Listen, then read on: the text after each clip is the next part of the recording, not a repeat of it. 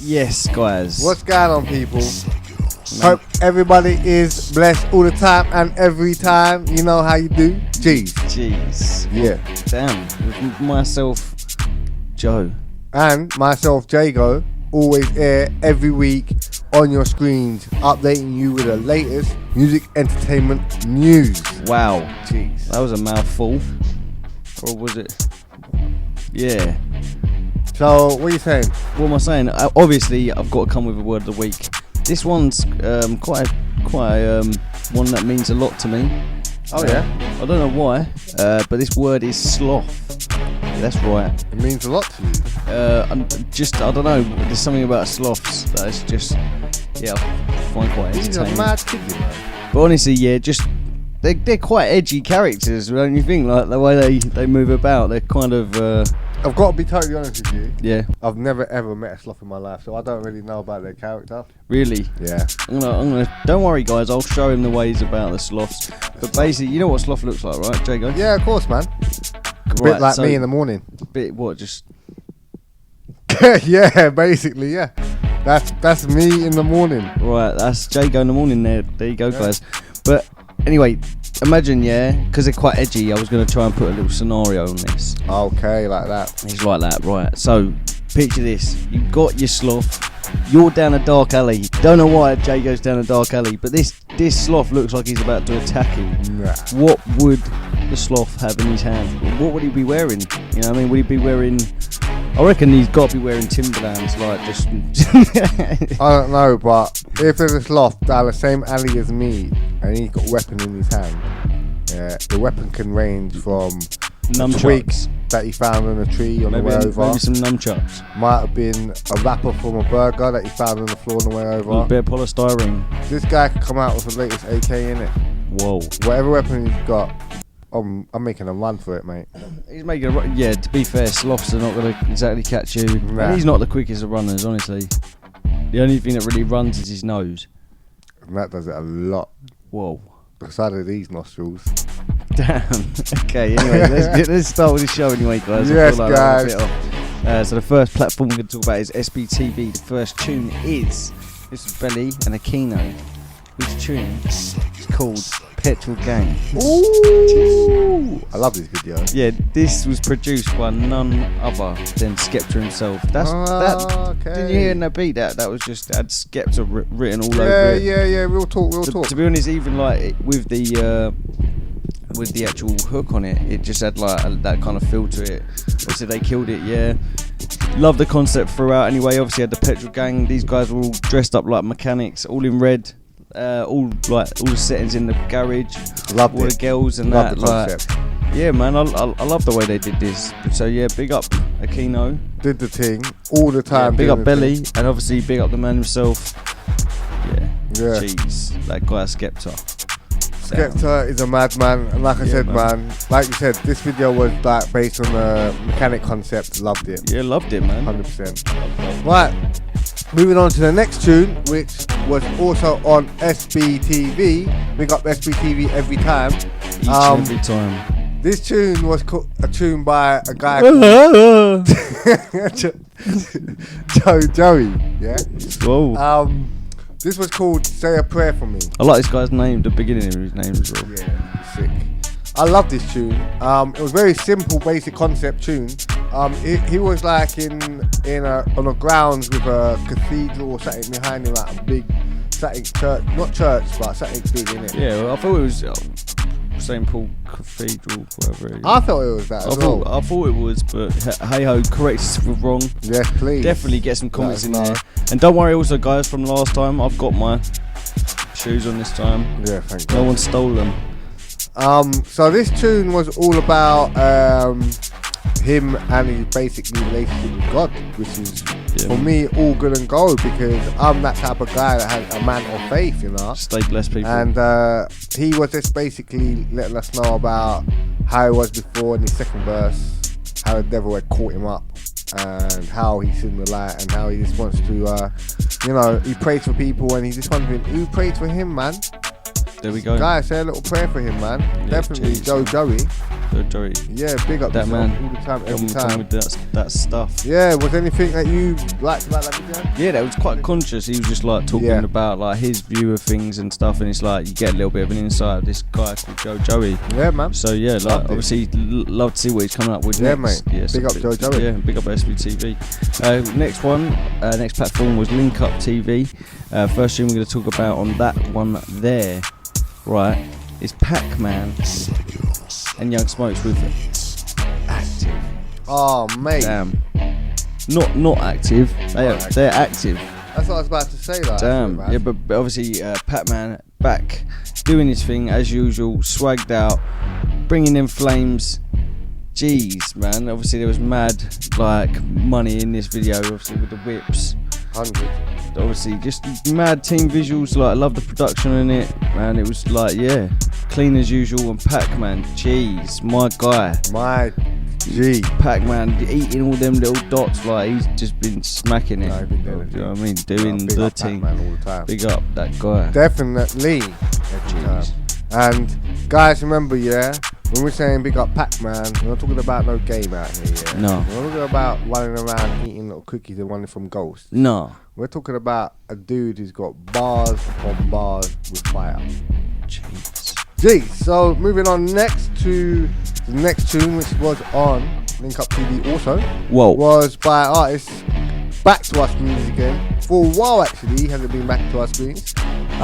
Called Avalanche. And this tune was Back to the Money. Now, I love this tune. It was high energy from the get-go. It was designed by Jay Parkworth, who was actual videographer for SBTV at one point. Now he jumped onto Link Up TV doing the thing. Boom. These visuals are mad. Yes. The controversy. Controversial. Transitions were sick. You smacked them. Very simple, basic visuals, but so effective, mate. All the effects that he put on there, smashed it up, mate. Smashed it, honestly. Like literally went into the kitchen, got all the nice china out, and just smashed it on the floor. Yeah, like a Greek wedding. Yeah, exactly. Next platform we're gonna talk about is Brian Daly. Ooh. This tune here, this is tune of the week, man. What? Jeez. Oh, wait! Look, this is a surprise for me, 'cause I didn't even know about this. But let's go! Yeah. I'm looking around and seeing all these explosions. Just like a little fireworks. It's quite pretty, man. I like it.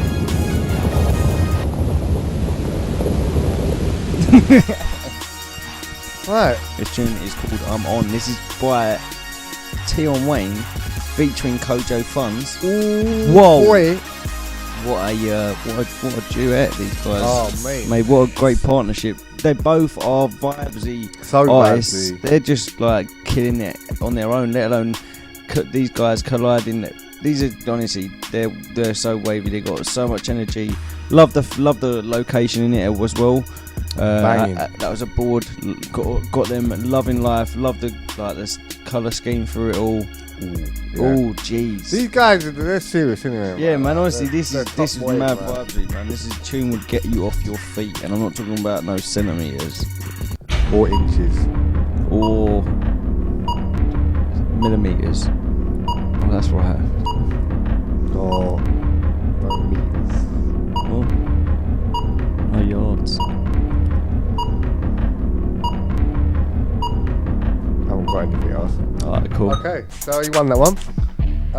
Moving on swiftly to the next tune. Now, this is particularly a great tune for me, man. I love this tune. I love the wave of it. It was done by SDG. Never heard of him before. Still ain't gonna lie. You know what? He doesn't. Why would he? Come with a tune called No Love. Tune is a banger. Banger.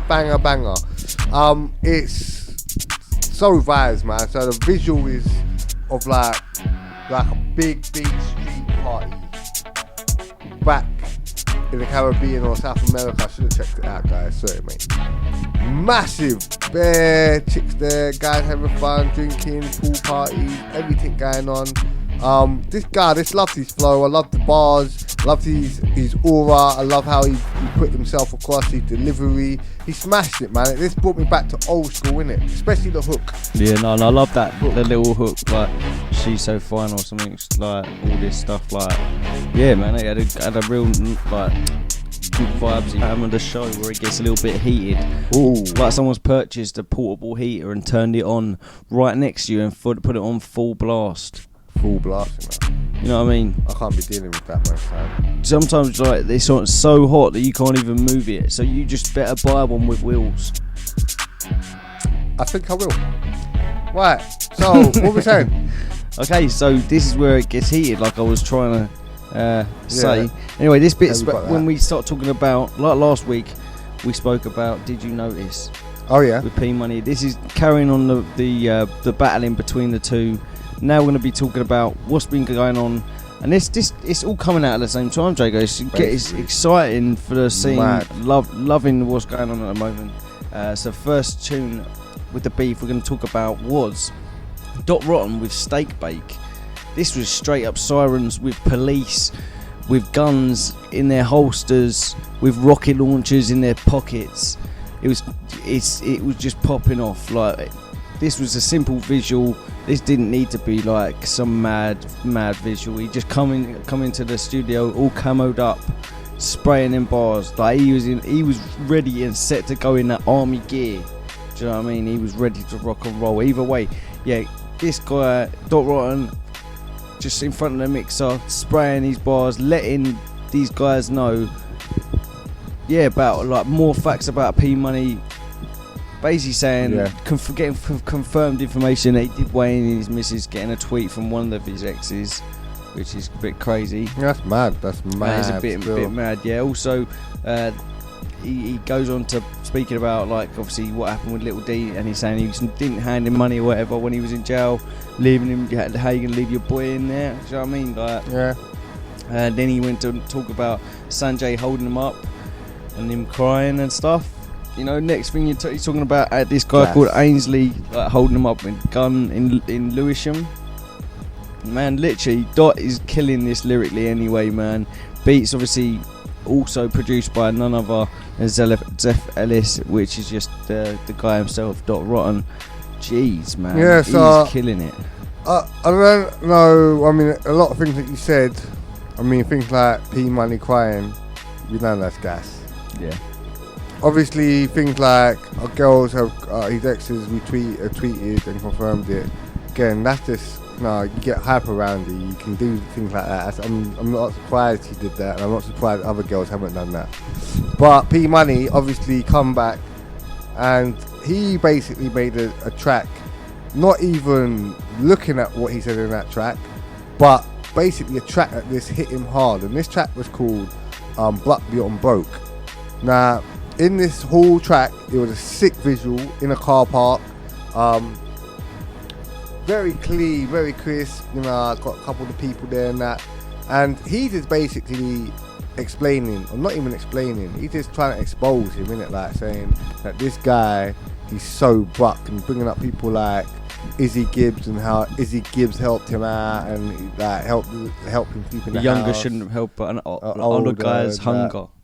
Jeez. Bars, that's the bars. Talking about how he went to Jammer's house and knocked on his door to ask for milk for his cereal. Jeez. And yeah, man, this showing how Bruck this weather is, and like you can't fool us, man. We know Wagwan, and yeah, just so much stuff in there. You get me? You need to watch it. It's just P Money is on point. You get me? He, like I said, he didn't really look at the send for him. He just looked at his aspect to hit him hard. To be honest, obviously a lot of these were pre-recorded before they Real release, talk. This is when Dot Rotten came out with Facts. Because this tune here, love the intro because it kind of explained a little bit more about this whole scenario that he's been explaining about Jasmine. Obviously this brother called James. Girl just lets obviously the people know who Jasmine is, innit? And obviously mentioning the name of blacks and saying that, you know, they done their thing. But yeah, either way, basically saying P's not really coming with the facts. Let me tell you about facts. Go on then. Jeez. So that's what he was saying, yeah? Yeah, Dot's killing it either way, yeah. Answering to some of the what P was saying in the track before. Yeah. Letting him know that also, like, he's been beating skets as well. So, and also saying, yeah, look, you know what? If that's what happened with my ex, that's what happened, so what? Basically then going on to saying that P Money's brother is gay. Basically, yeah, man. It's just been a bit nuts, the whole journey through this. But yeah, man. Yeah, love the hype surrounding these two, man. Honestly, like, it's even jokes like at the end, like at the vocals, he was like, "Oh, P's misses like a sergeant major because of her body count." Damn. Ouch. Well, yeah, he had shots. Ow. They were decent shots, man. Ow. But P Money came back, hit him back. Ow. With a tune called, well, it was 2 tunes in one actually, and this was sick. This was actually ill.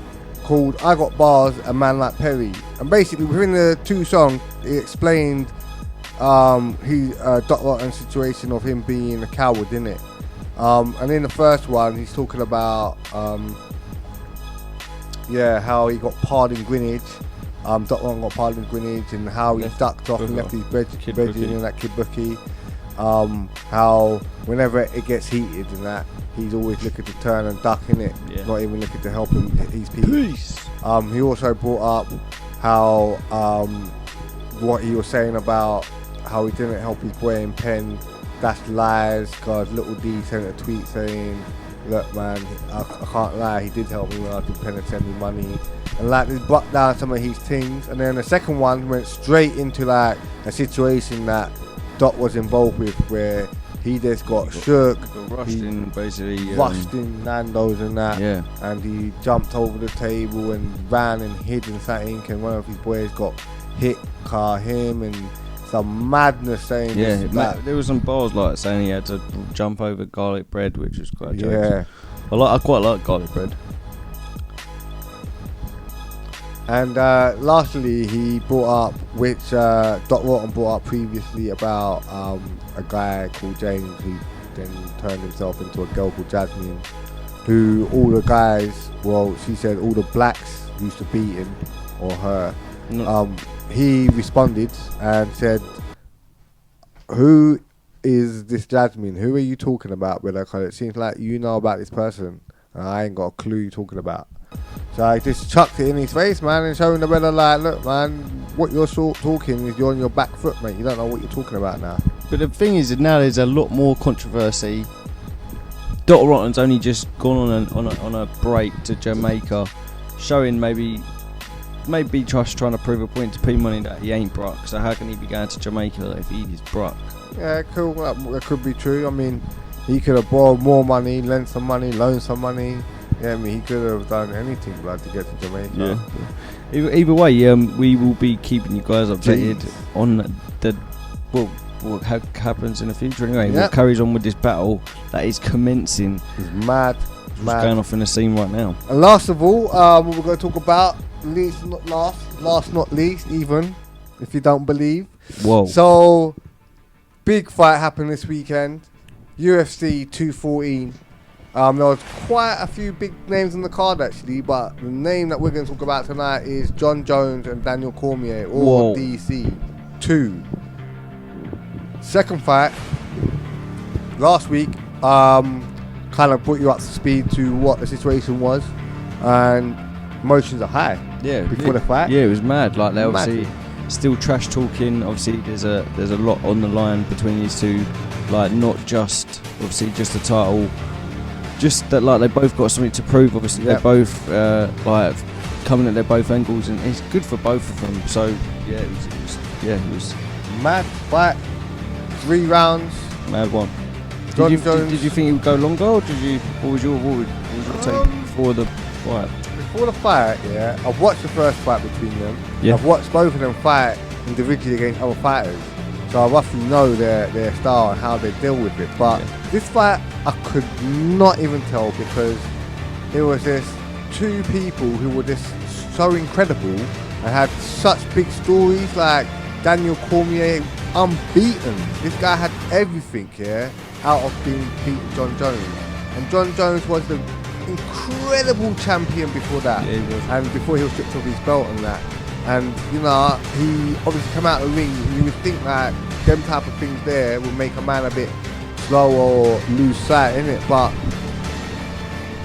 I just couldn't tell whether, I mean, obviously they're both talking and doing whatever they're doing, but I couldn't tell whether they were going to go in and kill each other straight away or they're going to go in for a long fight. But, I mean, I was pleasantly surprised